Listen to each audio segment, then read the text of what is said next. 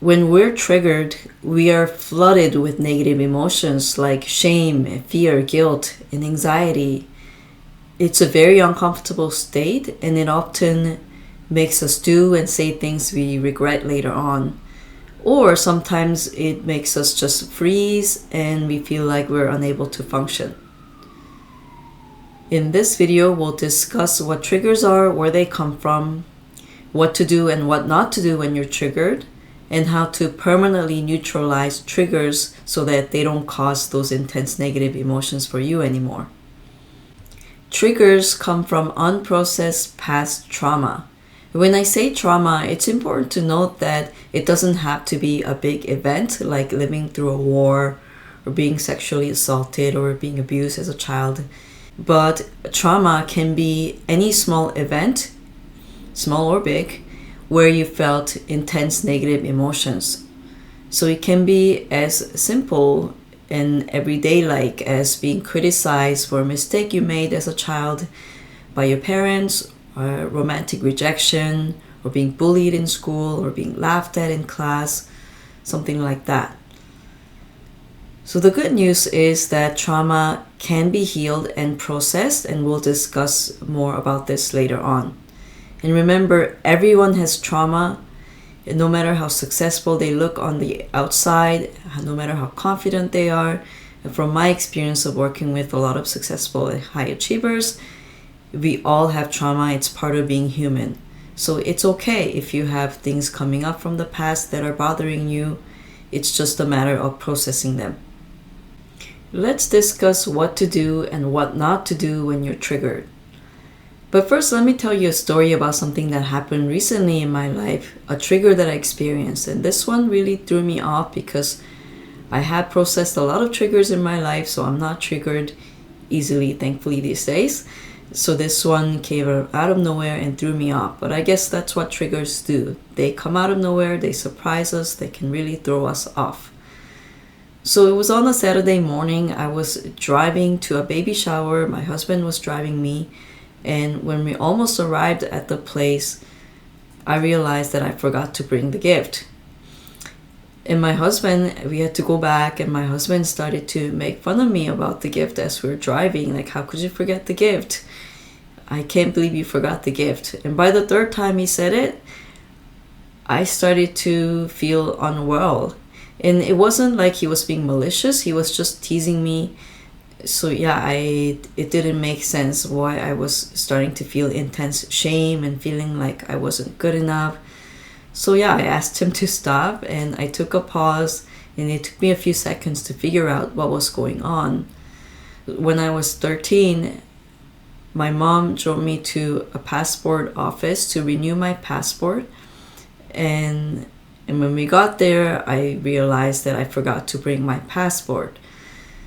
So we had to go all the way back, and my mom was upset and she berated me. And for years, like every time I made a mistake, I did something dumb, she would bring up that incident, and I felt really shitty about myself when that happened. Like I was irresponsible and stupid. So those feelings that were coming from the past, I was experiencing them in the car. Here is what I did to help myself in that moment, and perhaps what you can do to help yourself as well the next time you feel triggered. So the first step is to recognize that I was feeling triggered. And this is important because when we don't realize this, it's easy to miss it. When we don't realize it, we tend to blame it on the thing, the situation, or the person that apparently triggered it. So in this case, if I didn't realize it, I would have blamed it on my husband, and we could have gotten into a big fight because I was feeling fine, and the next moment he said something and I was feeling really not so good about myself. So yes, recognizing is the first step to prevent yourself from becoming reactive. And step 2 is to pause and take a few deep breaths. And as simple as this may sound, this is important because when we're triggered, our body is in fight, flight, freeze. And again, we are reactive and we are not in the best place to be able to think clearly. What not to do is to avoid problem solving when you're feeling this way. It doesn't, you'll go in circles. It doesn't go anywhere.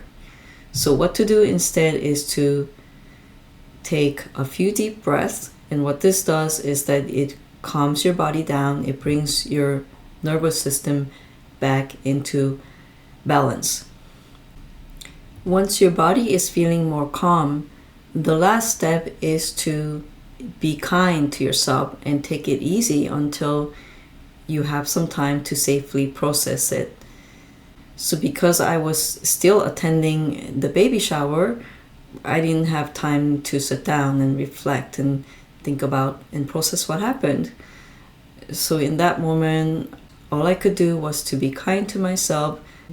I didn't self-criticize or criticize my husband for that matter.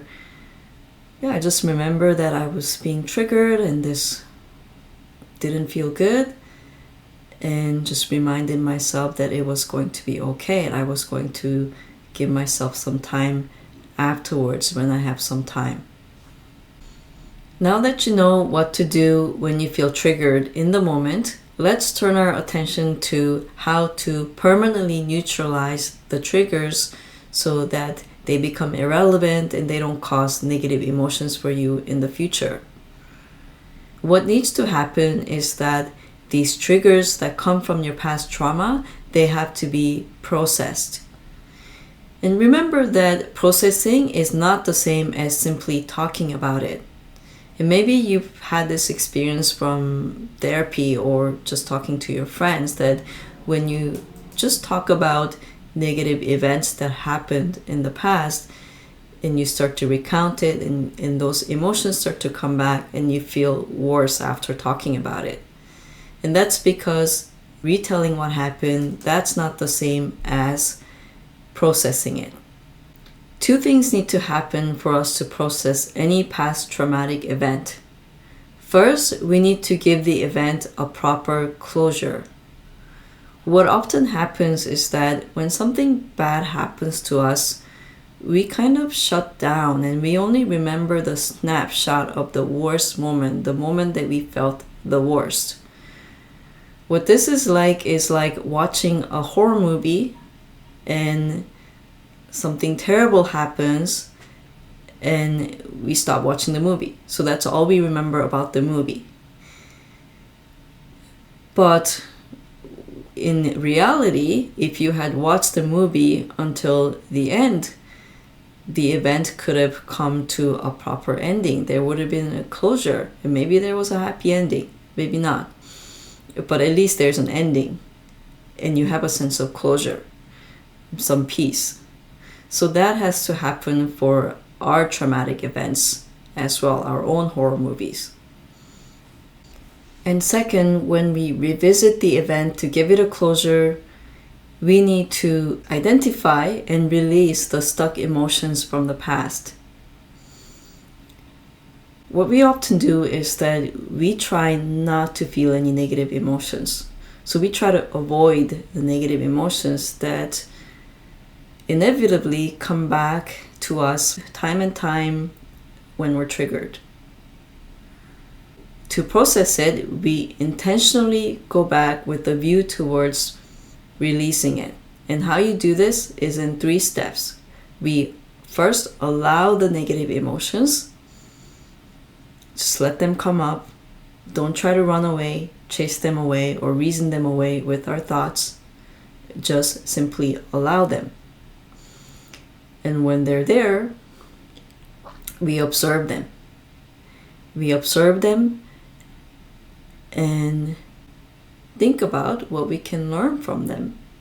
Keep the learnings and let go of the emotions themselves. So that's what emotions are for.